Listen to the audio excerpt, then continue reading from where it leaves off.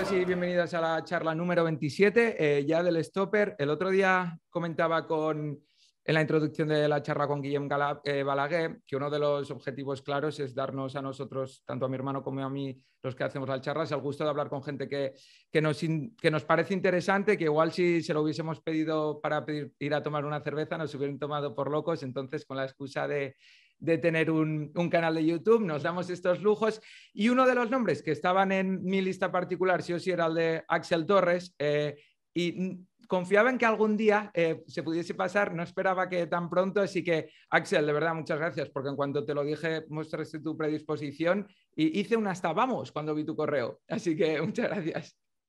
Nada, hombre, a ti, me alegro de que te haya alegrado tanto. Intentaremos estar a la altura, ¿eh? La presión es alta. No, lo mismo digo, lo mismo digo.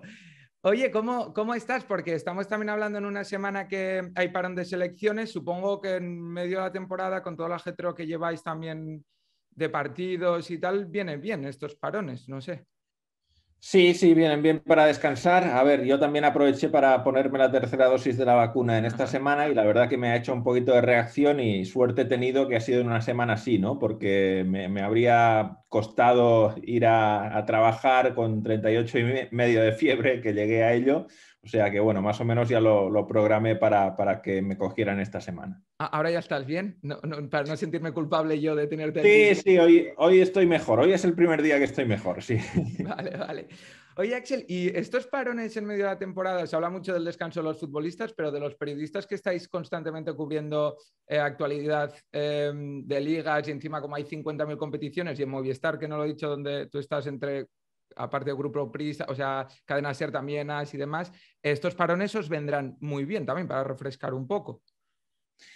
Sí, a ver, también son parones que tienes que aprovechar para revisar cosas que igual por el ajetreo del día a día no puedes ver. Por ejemplo, yo al estar comentando la Liga Española, muchas veces los fines de semana ahora priorizo Liga Española para estar mucho más al día de lo que me tocará comentar, y al ser una competición que los oyentes y la audiencia conoce muy bien, te exige y te requiere estar muy preparado, ¿no? Por lo tanto, cuando comentas la Liga Española tienes que estar atento a todo, y yo ahora mismo estoy priorizando ver la Liga Española los fines de semana. Entonces los parones los puedo aprovechar para revisar cosas extranjeras que no le he dedicado tanto tiempo, o también los propios partidos de selecciones. Hemos tenido partidos ahora de Sudamérica, ayer hubo un Ecuador-Brasil que estuvo muy movido, ha habido partidos en Asia y en CONCACAF también, que han sido muy, muy divertidos. Y bueno, la Copa África, que está en juego y que también está siendo un poquito el entretenimiento de este mes. Ahora decías que comentabas la Liga Española, yo dando por hecho, claro, que como eres una cara súper conocida, súper consolidada y de las más, no sé si el más, pero de las más seguras, respetados entre la gente que sigue el fútbol español, no te he presentado como suelo hacer. Ahora, Axel, he dicho que estabas en Movistar y en AS y Cadena Ser, no sé si, bueno, aparte de tu proyecto de marcador internacional, no me dejo nada, ¿no? No, yo creo que es todo lo que hago, sí, seguramente es todo lo que hago. Yo le decía a Axel antes de empezar la charla si le parecía bien, o sea, si estáis esperando una charla de Axel Torres hablando de actualidad, de equipos, de quién puede ganar la Champions, qué fichajes del mercado de invierno y tal, la podéis quitar porque no es realmente lo que a mí me interesa conversar con Axel. Yo le decía que mi idea era a partir de sus libros, que los tengo aquí, 11 ciudades, viaje de un periodista deportivo, editado por Contra, y también El Faro de la Tangui, editado por Contra también.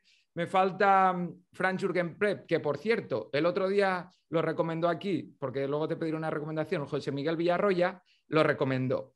Y dije, hostia, el único que no tengo y justo lo recomienda. Bueno, pues se lo agradezco porque, a ver, de los tres es el que seguramente ha tenido menos éxito de público en cuanto a ventas, por varias razones, imagino, pero seguramente fue el que más me costó y es el más futbolero de los tres. Es el que me llevó a un estudio futbolístico más profundo, o sea, a revisar muchos partidos antiguos, a comparar estilos, a intentar ver patrones. y a descubrir muchísimas cosas históricas que no conocía. O sea, el trabajo que tuve que hacer para escribir Franz Jürgen Pep, bueno, pues queda para mí, ¿no? Es decir, es algo que además de poder escribir el libro, pues te quedas con todo lo que aprendiste en el proceso.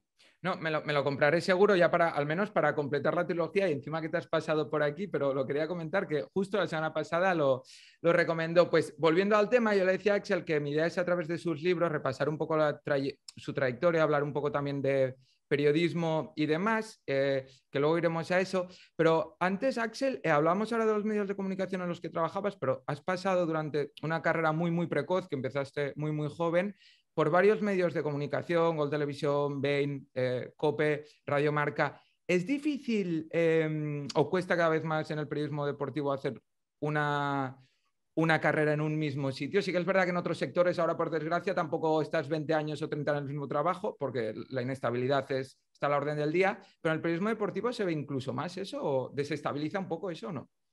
Bueno, no, yo creo que en el periodismo deportivo puedes encontrar a gente que lleva mucho tiempo trabajando en la misma empresa y, bueno, pues en las dos emisoras de radio en las que estuve antes, me fui yo, o sea que si hubiese querido me hubiese podido quedar, ¿no? Y en televisión realmente yo llevo trabajando para MediaPro desde 2008, o sea, no he cambiado de empresa. Lo que ocurre es que MediaPro, pues primero me encargó ser una de las caras de su canal Gol, que lo producía y lo distribuía la propia MediaPro.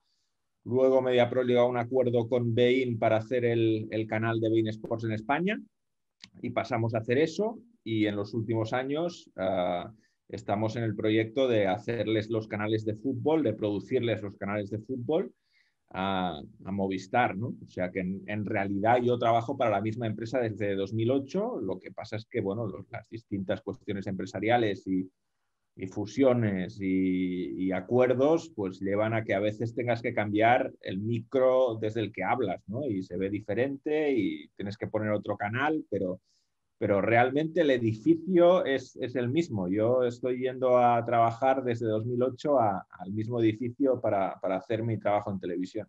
No, pues mi documentación espectacular entonces, porque estoy hablando con alguien que lleva 13 años en la misma empresa y yo hablándole de cambios de empresa. Decía que empezaste muy pronto, Axel, con 17 años, ya has explicado varias veces que en una retransmisión de Champions entre el Barça y el Leeds, si no me equivoco, debutas en antena aún en bachillerato.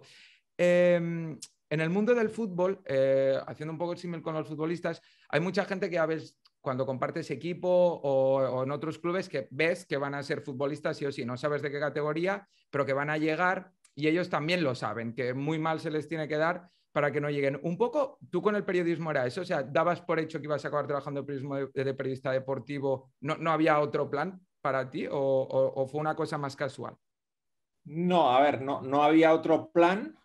Desde luego era mi objetivo y era mi sueño. Lo que pasa es que no lo di por hecho ni por sentado nunca. O sea, incluso te diría que nunca lo acabas de dar por sentado que te vas a dedicar el resto de tu vida a eso. O sea, las cosas pueden cambiar mucho. Es una profesión en la que hay muchos vaivenes, en la que todo es muy inestable y siempre piensas que puedes caerte de la rueda, ¿no? O sea, que no, en ningún momento pensé, bueno, ahora que he entrado ya a colaborar en la COPE, eso significa que voy a dedicarme a esto. No, yo creo que esa certeza no la tienes nunca o si hay algún momento en el que lo ves más claro, no se acaba no se acaba de definir exactamente cuál es. Yo siempre me he enfrentado a la profesión casi como si fuera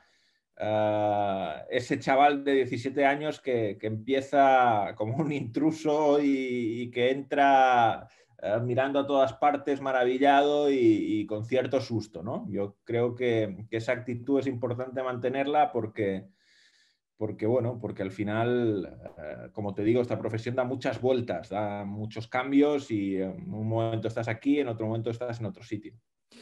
Creo que es en el libro de 11 ciudades que explicabas cómo fue un poco esa oportunidad, si me corregirás si me equivoco, pero que mandaste información o análisis del Leeds de aquel momento a la cadena COPE bueno, un poco alucinaron, entiendo, de hostia, ¿cómo sabe este chaval sobre esto? Y te dieron la oportunidad. Ahora, con la facilidad de ver partidos, redes sociales y demás, hay mucha gente que está muy enfocada en el fútbol internacional, mucha gente que sabe muchísimo de todas las ligas, gente muy joven. ¿Crees que era más difícil lograr lo que lograste tú en ese momento por la falta de medios, pero igual no había tanta gente que dedicase tanto tiempo a eso? ¿O ahora, que aún tiene todos los medios, hay muchísima gente que lo hace? ¿Cómo lo ves? Sin lugar a dudas, haciendo lo que hice, no podría haber entrado en la COPE en 2022. O Ya. sea, creo que en ese momento no era común. Estamos hablando de...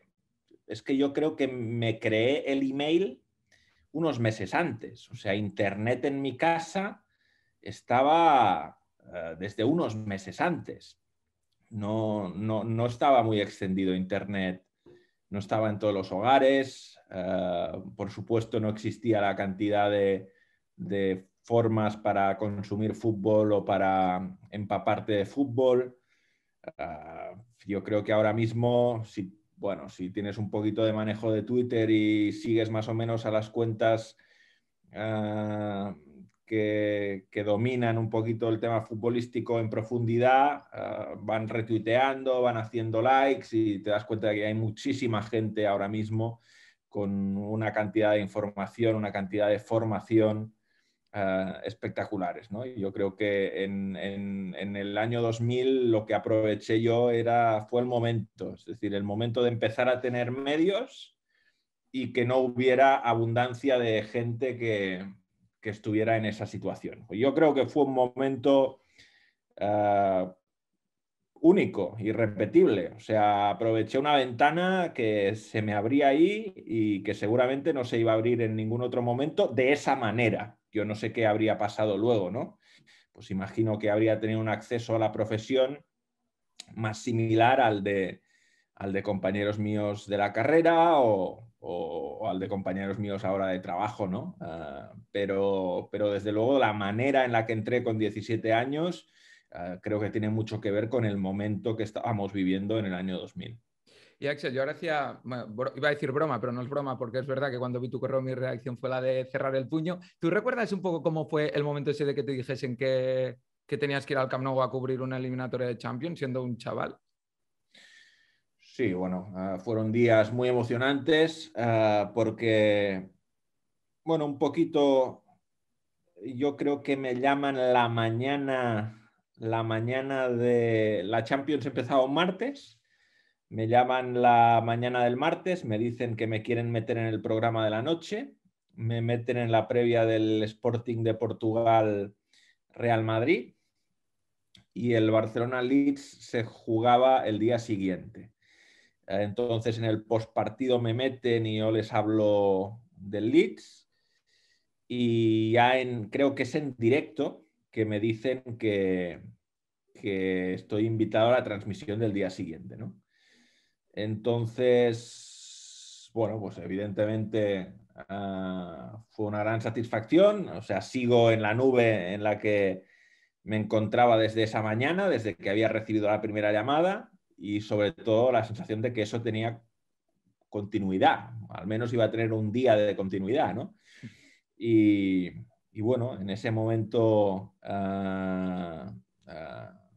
el día siguiente, bueno, tuve la suerte de que en la cadena COPE en Barcelona estaba el redactor Carles Fité, al que yo conocía porque ese mismo verano había entrevistado para mi trabajo el trabajo de recerca que se hace en Sí. bachillerato en Cataluña y yo lo había hecho sobre periodismo deportivo y él, como era el narrador de los partidos del Sabadell en Matadepera Radio, pues le había entrevistado y me llamó él y me dijo, oye, que me han dicho que te tengo que llevar al Camp Nou hoy. Y bueno, pues recuerdo ese día que fuimos al Camp Nou y que fue muy especial y los meses siguientes fueron meses de mucho nerviosismo por si había más llamadas o no había más llamadas. recuerdo vivirlo con bastante ansiedad, con bastante estrés, muy pendiente de si sonaba el teléfono o no sonaba el teléfono, ¿no? Eh, cosa que te hace ver cómo cambia un poquito la vida y la profesión, porque cuando ya estás asentado en un medio, a lo mejor que te llamen de la radio para entrar en el programa de esta noche, dices, hostia, hoy no me apetece, hoy pensaba hacer otra cosa, ¿no? En cambio, en ese momento, vamos, estás deseando que cada día te metan, que te metan los minutos que sea y cada intervención es una oportunidad. Al hilo de esto que comentas, me viene perfecto porque en el libro de 11 ciudades, en tu primer libro, que es un libro, por cierto, que, bueno, a mí me encantó, pero es mucho más que fútbol, es de viajes, incluso de épocas, etapas vitales distintas, de cómo lo que hablas ahora, un adolescente incluso está nervioso por un partido de fútbol en un equipo tampoco muy relevante de Sabadell. Bueno, cómo vas tú progresando y evolucionando en estos primeros años también de carrera, y habla un poco también de expectativas y primeras veces, el libro, porque explicas tu primera vez en Inglaterra, tú sentías fascinación por la Premier y demás, pero a mí hay una cosa que se me quedó marcada del libro, que explicas en tu primera Eurocopa, que es la de Portugal en 2004, que viviste por primera vez un poco, venías a decir algo que para ti tu acercamiento al periodismo había sido positivo desde el punto de vista que tampoco eras una persona que estaba ahí siempre y que entrabas de vez en cuando y que todo el mundo a tu alrededor era simpático contigo, y ahí empiezas a ver un poco, bueno, no sé si llamarlo lucha de egos, pero conflictos que puede haber en cualquier empresa, y es como un poco la primera vez que eres consciente de eso. En ese acercamiento al periodismo deportivo ya más en profundidad, ¿han habido decepciones en esa primera etapa?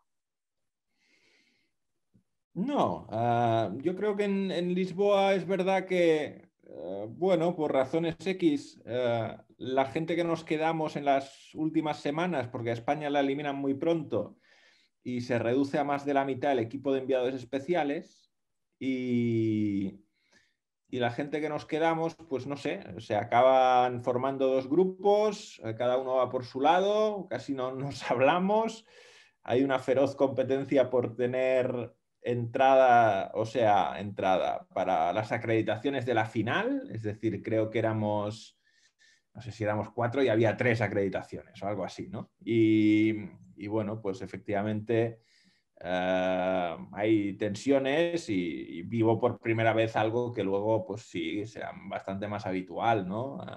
Pero uno se va acostumbrando. Yo creo que en 2006 que voy al Mundial de Alemania ya el ambiente es peor. Después del Mundial de Alemania echan a mi jefe, a Edu, que era amigo mío también, y eso me lleva a irme con él a Radio Marca y un poquito las controversias empresariales o dentro de los equipos de trabajo ya... Sobre todo yo diría que 2006 es el momento de la pérdida de la inocencia, en el sentido de que ahí se produce una situación drástica que me obliga a tomar una decisión que es muy difícil, porque además me lo ponen muy difícil. O sea, desde los dos lados me quieren mucho y me cuentan versiones diferentes, ¿no? De quién me había potenciado, de quién había creído en mí, de quién me había dado la oportunidad. Y no es un momento nada sencillo. A mí además me cuesta bastante decidir y bueno, pues lo pasé bastante mal, pero bueno, yo creo que al final tomé la decisión correcta, basada fundamentalmente en lo personal, es decir, en quien tenía más confianza y con quien tenía más relación. Además, yo recuerdo leyendo ese libro que todas estas cosas te pillan muy joven, porque como decíamos que empezaste la carrera muy pronto, todas estas cosas te pillan casi en edad universitaria. Sí. Con el paso de los años, es mucho más fácil lidiar con este tipo de situaciones, entiendo, ¿no? Teniendo el conocimiento que tienes después de todo este tiempo, no sé si te tomas igual o lo pasarías igual de mal como dices que lo pasaste en ese momento. No, supongo que, bueno, es que ese momento es un poquito, es como si se rompiera el cuento.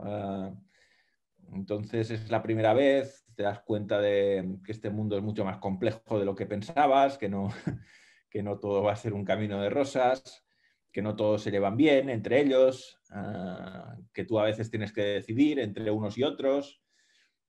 Sí, supongo que, bueno, la incertidumbre en la profesión es permanente. O sea, ahora nosotros también estamos con incertidumbre por qué va a pasar el año que viene con los derechos de la liga, que tiene 5 partidos Movistar, 5 DAZN, ¿qué supone eso?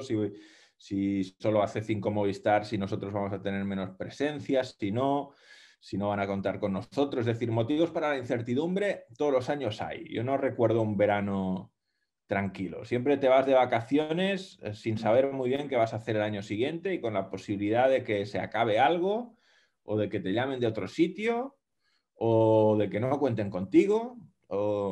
Y al final, cuando llevas muchos veranos así, pues ya le aprendes a vivir con ello y le restas trascendencia. Eso te iba a decir, tío, como lo estás explicando, parece que uno se acostumbra a eso al final. Sí, sí. Bueno, te acostumbras a que no sea a que no te perturbe tanto. Sí, sí.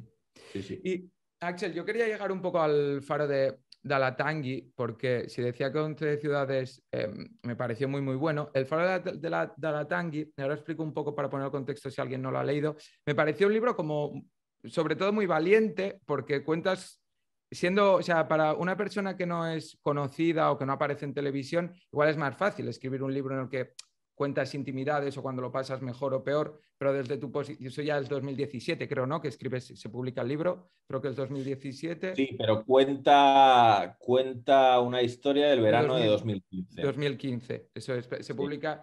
Es en un contexto de que Axel, para que no lo ha leído, parece que tiene ya un poco, bueno, tú me corregirás, pero un momento en el que de conflicto interno también con la profesión, de si, sabes, si dudas de si lo que estabas haciendo hasta ahora te sigue llenando personalmente o no, y te vas una semana a Islandia donde también ahí te reencuentras un poco con un periodismo más en su esencia, más que en el de los grandes medios de comunicación.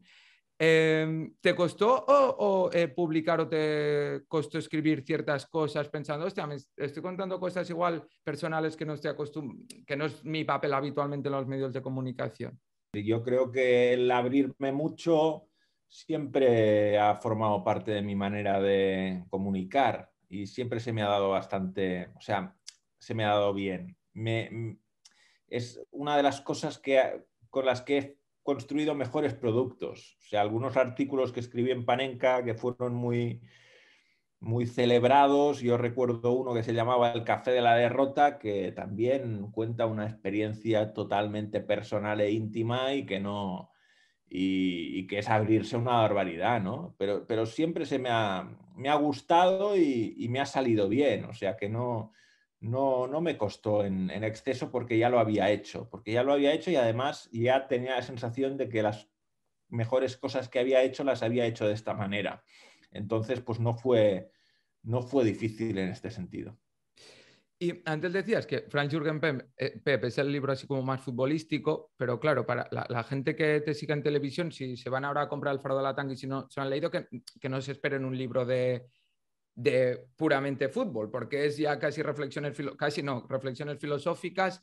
¿Te gustaría o te planteaste momentos como ese, escribir sobre otras cosas que no fuesen como fútbol? ¿Eso es una posibilidad real que a ti o sea, vivir de otro tipo de periodismo? Bueno, es verdad que, o sea, yo de adolescente escribí una novela que no la acabé, pero escribí 200 páginas de una novela que no tenía nada que ver con el fútbol, que además, si la tuviera que buscar, no la sabría encontrar, creo. No sé, estaría en un disquete o un disco duro que tengo perdido. O sea que esa vocación seguramente la he tenido. O sea, yo ante todo quería dedicarme a escribir, a contar historias, al periodismo. Lo del fútbol era una pasión, evidentemente era la mayor pasión, pero lo principal era dedicarme al periodismo. O sea, no me importaría escribir historias de cosas que no tienen nada que ver con el fútbol. Y porque, claro, yo antes de hacer la entrevista, este libro ya me lo había leído, pero he dicho, bueno, lo voy a releer para ver si puedo sacar también alguna pregunta a Axel. Y me preguntaba si eso ya, o sea, perdió totalmente su vigencia esa situación tuya de dudar de si estar en el, digamos, en el centro de todo, en los medios de comunicación más importantes del país en cuanto encima a un deporte de masas. Eso esas dudas, ¿alguna vez se te vuelven a plantear o nunca pasa ya eso? A ver, yo soy un tipo que duda mucho, entonces puede ser que dude, pero de manera menos dramática. Dudas sobre todo lo que haces, o sea, al final tienes dudas diferentes. De 2015 a 2022 han cambiado muchas cosas. Por ejemplo, durante muchos años o durante algunos años hice un programa de televisión que cuando fui a Islandia no estaba haciendo, que era el club, y que tenía un rol más de presentador y más de dirigir tertulias y debates y de, sobre todo, hacer yo las preguntas, ¿no? Y ahora ya no hago eso y me dedico más a ser tertuliano o a ser comentarista. Y me dedico más a contestar. Sí, muchas veces me pregunto qué es lo que me gusta más o en qué me siento más cómodo o en qué soy mejor, pero al final te das cuenta que tampoco puedes elegir muchas veces. Dependes de un poquito las decisiones que tomen sobre ti las personas que están al mando. Y bueno, sí está muy bien teorizar sobre qué es lo mejor que podrías hacer, pero a veces, como no tienes capacidad para cambiarlo, tampoco te lleva a ningún sitio. Tenía yo marcada en el libro cuando lo leí la primera vez, una conversación que reflejáis con Víctor, tu compañero de viaje en ese momento, es una conversación sobre el éxito. eh, tú estás reflexionando que no sabes si lo que tienes en España como trabajo es lo que quieres y tal, y él se sorprende, es más joven que tú, pues te ve en la cima del periodismo deportivo y te viene a decir un poco que cómo puedes estar tú diciendo eso, que él te envidia tu carrera, que todo el mundo te admira y tal. Esa relación con el éxito profesional la llevas mejor o se han encajado mejor las piezas porque, o sea, ¿tienes más claro qué es o qué no es el éxito en cuanto a eso? Bueno, es que el éxito también es algo que se modifica mucho. Es decir, yo creo que vivimos en una sociedad muy tendiente a las modas y a los cambios. O sea, quien tiene éxito en 2015 igual no lo tiene en 2022. O igual hace un trabajo más silencioso. Uh, bueno, yo ahora no estoy tan metido en redes sociales, no tuiteo como tuiteaba antes. No. Antes me habían ofrecido hacer campañas de publicidad y ahora no me ofrecen nunca, seguramente porque las últimas las rechacé y porque ven que no estoy tanto en las redes sociales. Y bueno, tengo la sensación de que me he apartado un poco del foco, pese a que en los medios de comunicación tradicionales sigo estando ahí, ¿no? Pero bueno, a mí más que tener una relación difícil con el éxito, sobre todo lo que me genera conflictos es tener la sensación de no ser bien percibido a veces, ¿no? O sea, que se te asocie con cosas o con una imagen o que se te acuse de cosas que estás muy lejos de ellas. Eso siempre me ha molestado bastante, pero bueno, ya te digo que al final lo que he acabado haciendo es apartarme bastante de las redes para tener cierta distancia con respecto a todo esto. Yo creo que ahora mismo estoy un poquito más lejos no sé, creo que ahora mismo hay gente que tiene mucha más interacción con la gente en redes. Yo estoy un poquito apartado de eso ahora mismo porque lo necesitaba fundamentalmente, porque bueno, en cierto momento me generó un estrés excesivo y decidí pues apartarme un poquito de intentar estar siempre arriba del todo, presente en todas las conversaciones, que mi marca personal creciera, como se suele decir. Uh, bueno, estoy en un momento más de hacer mi trabajo y solo mi trabajo. Yo no suelo mirar redes ahora porque cuando colgamos esta noche pues colgaré un clip de entrevista con Axel Torres mañana. Y la uso para eso, pero no solo mirar cosas. Entonces, hoy he mirado antes de la entrevista tu perfil de Twitter. Digo, a ver si hay algo que haya puesto últimamente. Y he dicho, hostia, si prácticamente no tuitea. Yo las he explicado ahora un poco, pero ¿es necesario apartarte de todo ese ruido? ¿Es necesario ya, bueno, todos conocemos cómo es España en cuanto al fútbol y tal, alejarte de eso? ¿Totalmente necesario para ti? Yo creo que si comentas los partidos del Barça y el Madrid en el canal de televisión que tiene los derechos y que prácticamente es la única manera de verlo, tienes que ser muy fuerte para, para mantenerte con la misma interacción en redes que tenías o con la misma relación con las redes que tenías antes de dedicarte a eso. Es decir, yo en mis primeros años en Twitter, pues comentaba partidos internacionales, hacía un programa de radio sobre fútbol internacional, pero no estaba en las transmisiones del Barça y el Madrid, que son las que afectan a la mayor parte de la población y que además no solo les afectan, sino que bueno, las viven con una pasión y un dramatismo extremos, ¿no? Como todos vivimos a nuestros equipos, pero bueno, ellos son más. Y, y además hay como mucha toxicidad, mucho ruido, ¿no? Hay mucho enfrentamiento y mucha tendencia a creer que todos van contra ti. Yo creo que los dos grupos de aficionados lo piensan, que todos van contra ellos. O sea, que los canales de televisión van contra ellos, que los comentaristas van contra ellos, que los árbitros van contra ellos. Y al final no. O sea, yo cuando empecé en Twitter contestaba a todo el mundo y ahora es que si me leo todas las menciones que me llegan después de un partido me deprimo. Entonces, pues lo mejor es no alejarse. De aquí me surgen dos preguntas.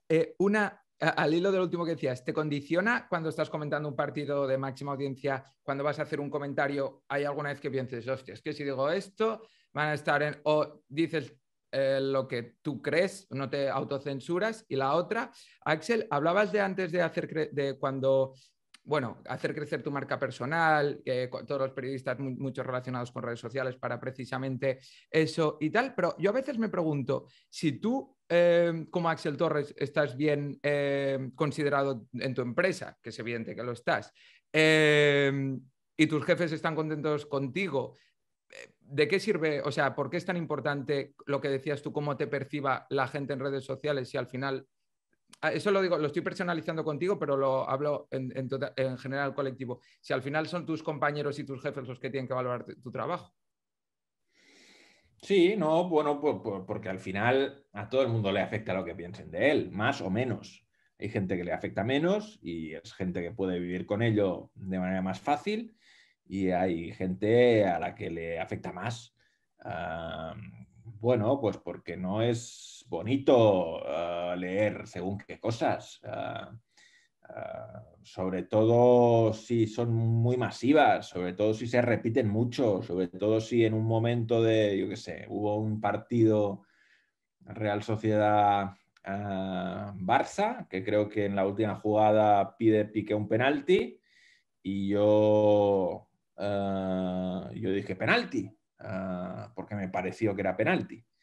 Y no lo pitaron y todo el madridismo tuitero que estaba viendo el partido interpretó que yo estaba pidiendo que pitaran el penalti, ¿no? Que yo estaba reclamando penalti. No, yo dije penalti porque viendo en directo vi penalti y pensé que iba a pitar penalti y por lo tanto, bueno, entendí que tenía que manifestar mi opinión sobre la jugada inmediatamente porque estando en vivo pues me había dado la sensación de que era penalti. Seguramente me podría haber ahorrado ese comentario y me habría ahorrado los problemas.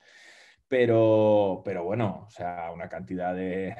o sea, hubo una movida grande ese día. Y bueno, pues al final es que además yo soy muy de contestar. O sea, yo en las discusiones no me quedo callado. Y el cuerpo que me pediría enfrentarme uno a uno a todos los que me están acusando de algo que no es cierto.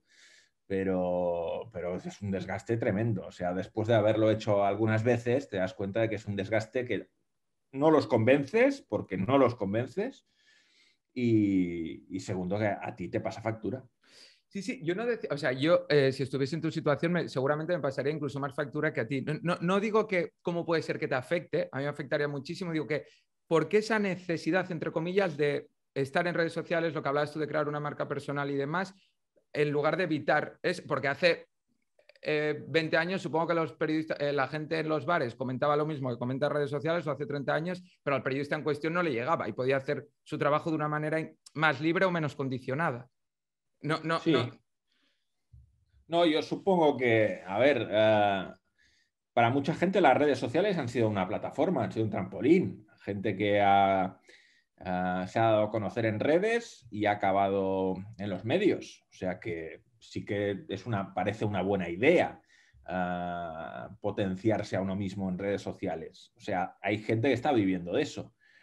Y bueno, pues yo en un determinado momento era mi ventana para expresarme sobre cuestiones que a lo mejor no cabían en los medios, porque al final pues tú tenías apariciones en los medios limitadas y ya querías comentar otras cosas y las redes te lo permitían. Pero bueno, hay un momento en el que te das cuenta de que no te merece la pena. Pero es que igual en otro momento pasa a merecer la pena. Yeah. Si me quedo sin trabajo, necesito montarme un canal de Twitch y necesito publicitarlo a través de redes sociales. O sea que cada momento tiene sus... O sea, en cada momento tienes que valorar si compensa, si no compensa, si no lo necesitas, si no lo necesitas, si hay más pros, si hay más contras. Y bueno, pues en este momento, como tú has dicho, pues seguramente es una buena reflexión pensar que no es tan importante. Y con respecto a lo de si te condiciona o no te condiciona, bueno, lo ideal es que no te condicione, intentas que no te condicione, luchas para que no te condicione, pero es muy difícil que inconscientemente no te condicione a la larga. Por ejemplo, si en un partido hay 10 jugadas polémicas y tú crees que las 9 primeras has dicho que que tiene razón el Real Madrid, ¿vale? O sea, ya sea si le han pitado a favor o le han pitado en contra, pero tú dices que tiene razón el Real Madrid. En la 10ª jugada, si no la ves clara o si tienes alguna duda, te puede condicionar el decir, oye, es que llevo 9 jugadas dándole la razón al Real Madrid. Como en la 10ª también le dé la razón al Real Madrid, se va a montar un Cristo increíble. O sea, y ahí te puede condicionar inconscientemente. Te puede condicionar inconscientemente. De hecho, normalmente casi todas las cuestiones polémicas tienen que ver con decisiones arbitrales. Es decir, no se hacen grandes escándalos si has dicho que el Madrid juega en 4-3-3 o en 4-4-2 o si debería jugar con 2 puntas o con 1. Normalmente lo que genera más ruido son decisiones arbitrales. Es que te iba a decir precisamente eso, que al final vuestro trabajo, al final se evalúa por si en las jugadas polémicas has optado por una decisión beneficiosa para un equipo u otro. Es decir, yo creo que si esto es una reflexión ahora, que si el Madrid o el Barça ha jugado un partido fenomenal, pero tú ibas todo el partido diciendo que qué mal están jugando, pero hay un penalti dudoso tú lo argumentas a su favor, es igual que tú hayas dicho que ha estado jugando mal ese equipo o no, que con que le des eso es al final, yo creo, muy complicado para vosotros. Volviendo al fútbol, Axel, yo una cosa que me planteo mucho, porque también leyendo tus libros es evidente que te encanta viajar, que te gusta también el fútbol igual como fenómeno sociológico aparte del puramente táctico, pero por otro lado también has sido experto en fútbol internacional. ¿Qué es a ti ahora mismo lo que más te atrae del fútbol? ¿El aspecto ese de gradas, de viajes, de conocer culturas a través de él? ¿El aspecto puramente táctico? No sé. No, seguramente el que me atrae más es el de conocer mundo a partir del fútbol, ¿no? Bueno, yo siempre he dicho que me atraen las dos vertientes, tanto el juego en sí como juego, como su componente de identidad, de comunidad, de sociológico, ¿no? Pero sí, o sea, ahora mismo todo el conflicto de la Superliga, por ejemplo, es un tema que no sé si decir me atrae, porque no me atrae nada. O sea, ojalá no existiera ese conflicto, ojalá no se hubiese puesto sobre la mesa la idea, pero, pero es el que me interesa más, es el que me importa más, es el que me tiene más, o sea, cuando sale una noticia de este tema, es de lo que estoy más pendiente y seguramente es lo que me motiva más a tener una reacción o a hacer un razonamiento, a escribir un artículo. Y no sé si, siendo lo que hablábamos, tú ahora estás en un periodo de semana de parón de selecciones y aún así has visto partidos. Y perdona a la primera persona, por ejemplo, a mí me pasa que ha habido momentos en mi vida en que he estado obsesionado con el fútbol internacional, o lo que decías tú, en conocer comunidades a través del fútbol. Luego otros por la táctica y luego otros que el fútbol te empieza a dar más igual y luego en algún momento de tu vida vuelves a él. En tu periodo de todos estos años que ibas, ¿ha habido algún punto de hastío del fútbol de decir, no puedo más ya cubrir esto, siempre fútbol? No, a ver, lo que es inmutable es el amor por tu club. O sea, yo creo que eso, a ver, también puede pasar por épocas, ¿eh? Por vaivenes. Además, yo he tenido experiencias dentro del club, en el Sabadell. Ahora tengo una de ellas, antes tuve otra. En el intermedio, pues cuando sales puedes tener una cierta decepción. Pero sí, es lo más constante. El amor por tu club es lo más constante. Luego hay otras cosas que te pueden generar un interés durante un tiempo y que te dejan de interesar después.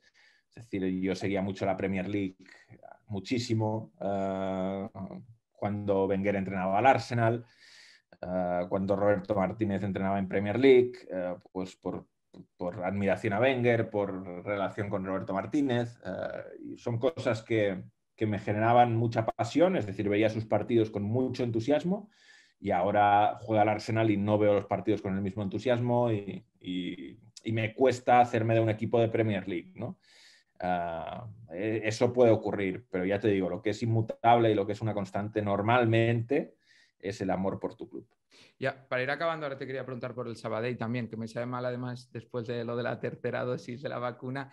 Pero ahora que hablabas del Arsenal, por ejemplo, una cosa que no me quería dejar de preguntarte es si tú crees que, es decir, ahora que hablábamos que tienes acceso, que todos tenemos acceso a todos los partidos, a cualquier información sobre cualquier liga del mundo, esa distancia, esa cosa que ya deja de ser platónica y que tú tienes idealizada, hace que, o hizo en su momento que las cosas nos gustasen más y luego cuando te acercas puede perder ese punto de interés o de pasión. ¿Tú crees que eso puede pasar, que cuando lo ves con distancia es como más interesante? Porque tú has conocido al final muchos campos o países o clubes yendo al sitio cuando lo has tenido desde... Y tú ya te habías formado tu opinión, entiendo, antes de ir. Lo que suele ocurrir es que cuando voy a un sitio, después sigo más al equipo de ese sitio, ¿eh? O sea, si paso unas vacaciones, yo recuerdo que estuvimos 12 días en Rumanía con un amigo durante un Europeo Sub-19, vimos algunos partidos de la Liga Rumana y yo todo ese año seguí la Liga Rumana. Otro año estuve en Hungría siguiendo otro Europeo Sub-19 y fui a ver partidos de la Liga Húngara y seguí la Liga Húngara. Y luego se te acaba pasando. O sea, ahora ya no sé ni quiénes están en primera en la Liga Húngara. Pero ese año o sea, me veía los partidos de la Liga Húngara, de equipos de la zona baja. O sea, me interesaba si bajaba o no el Lombard Papa, porque yo estaba convencido de que eran malísimos y que iban a acabar bajando. Y con los amigos con los que había ido les había dicho este equipo bajará y yo viéndome los partidos para ver si bajaban o no bajaban. O sea que lo que suele pasar es eso. Voy a un sitio, crece mi afición por el equipo, la competición de ese sitio y con el paso del tiempo se acaba difuminando. ¿Los partidos de la Liga Islandesa los sigues ya o ya no? No, hace tiempo que no, pero bueno, es un poquito lo mismo. Durante el primer año después de ir, pues sí que los tenía muy presentes, alertas en el móvil, etcétera. Sí, sí. Ya para ir acabando y antes de llegar al Sabadell, una cosa de actualidad para los que luego vean esto y que digan, no le has preguntado nada a Axel Torres de la Copa de África, por ejemplo, que además has dicho que la estabas viendo. El fútbol africano, ¿crees que sigue dando pasos hacia adelante o que no parece que no acaba de arrancar en cuanto a organización y demás, me refiero, ¿eh? Bueno, en cuanto a organización en esta competición, creo que se ha dado un paso atrás grande con el escándalo del partido Camerún-Comoras, en el que a Comoras se le impide jugar con un portero de verdad porque dio negativo el mismo día de partido y la noche antes se cambia el protocolo de la competición para que los jugadores que dan negativo tras haber pasado el COVID tengan que estar 5 días en aislamiento, que es algo que hasta ese mismo día no se estaba haciendo.